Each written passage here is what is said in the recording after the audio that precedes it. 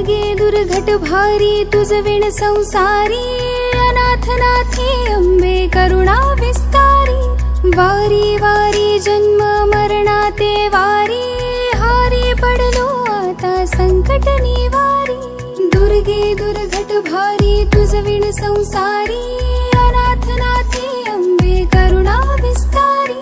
वारी वारी जन्म मरणाते वारी, हारी पडलो आता संकट निवारी। संकट निवारी, संकट निवारी।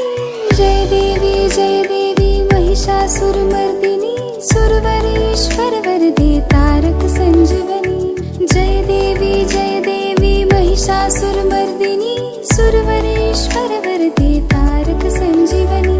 जय देवी, जय देवी, जय देवी।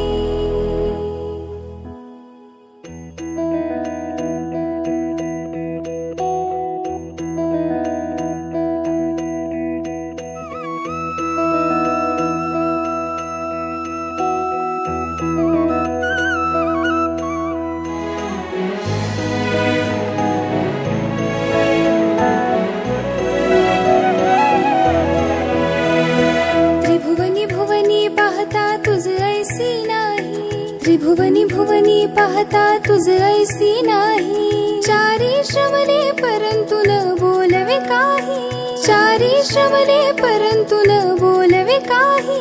साही विवाद करता पडले प्रवाही, ते तो भक्ता लागी पावस लवलाही। साही विवाद करता पडले प्रवाही, ते तो भक्ता लागी पावस लवलाही। दुर्गे दुर्घट भारी तुझ विण संसारी, अनाथ नाथे अंबे करुणा विस्तारी। वारी वारी जन्म मरणाते वारी। आपण आता सर्व चिंचखरी गावात आलेले आहात। मी सौ शिल्पा संजय बोरकर, चिंचखरी गाव चिंचखरी।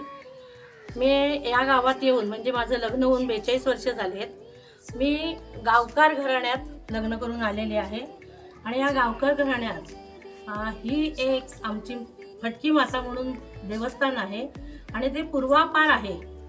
आता त्याचा आम्ही उत्सव अतिशय जोरदारपणे करतो आणि या उत्सवासाठी आमचं संपूर्ण कुटुंब त्या देवस्थानाला वाहून घेतलेलं आहे।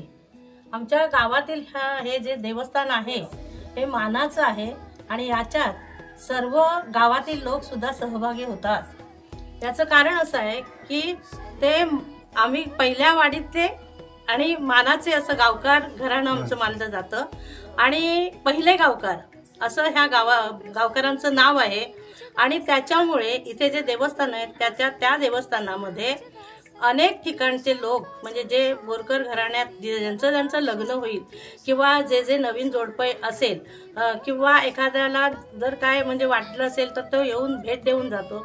पण जर नवीन लग्न झालं तर इथे या ठिकाणी येऊन नारळ वगैरे दिला जातो। म्हणजे अशा प्रकारचं हे आमचं देवस्थान आहे आणि आता आम्ही त्याची जोरदारपणे सेवा करतोय आणि अशी सेवा आम्हाला सतत करता यावी यासाठी आमच्या घराण्याची जरी वेगवेगळी घरं झाली असली तरी सुद्धा आम्ही एकत्र येऊन आणि सहकुटुंब या म्हणजे या देवस्थानाला एकत्र गोळा होतो आणि ते जेवढ्या चांगल्या प्रकारे करता येईल आम्हाला त्याची पूजा अर्चा ते आम्ही करण्याचा प्रयत्न करतो आणि त्यातून लोकांना समाधान व्हावं असंही आम्हाला वाटतं। हे देवस्थान हे जागरूक देवस्थान म्हणून मानलं जातं आणि त्याच्यामुळे लोक आपल्या मनाने इथे येऊन तिथे काही गोष्टी बोलतात की आमचं बरं चांगलं होऊ दे हे होऊ दे यासाठी लोक नवस करतात आणि तो फेडण्यासाठी ते लोक बरेचसे लोक येतात। हे घराणं अतिशय जुनं असून मला मात्र इथे येऊन 42 वर्ष झालेले आहेत जेवढी माहिती मला आहे।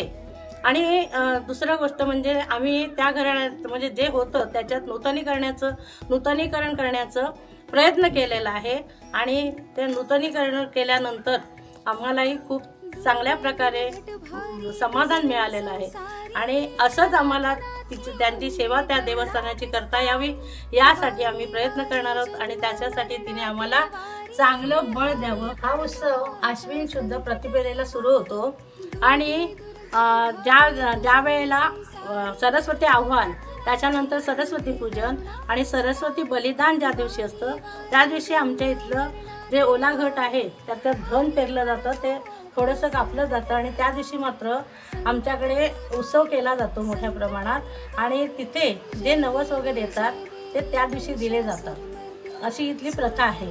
पण पुढे दसऱ्याच्या दिवशी संपूर्ण धन ते काढलं जातं आणि वाटलं जातं. असा जरी आम्ही हा उत्सव करत असलो तरी खूप लोक इथे दर्शनाला येतात.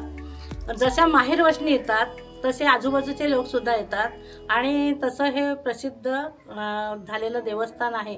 ज्यांची श्रद्धा आहे ते लोक दर्शन घेतल्याशिवाय कधीही पुढे जात नाहीत आणि आजूबाजूच्या लोकांचं सुद्धा या देवस्थानावर श्रद्धा आहे.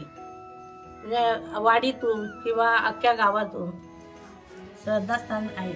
भटकी माता की जय.